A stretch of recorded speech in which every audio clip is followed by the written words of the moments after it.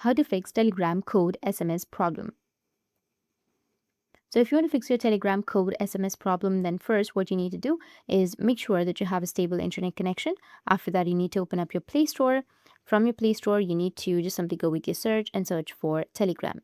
After searching for your Telegram, if you have any updates on your Telegram, just simply go and update it. But even after updating, if that doesn't fix your problem, then you need to go back and then open up your settings. Under settings, you need to scroll down a bit and then go with apps. Under apps, you need to go with manage apps. Then here you need to go with search and search for Telegram.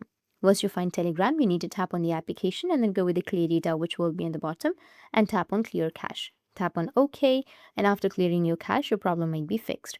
Or you can just simply scroll down, go with app permissions, and under app permissions, you need to go and allow the SMS permission. After allowing your SMS permission, then only you'll be able to receive the Telegram code. Or the next thing what you can do is go with contacts and then go with allow.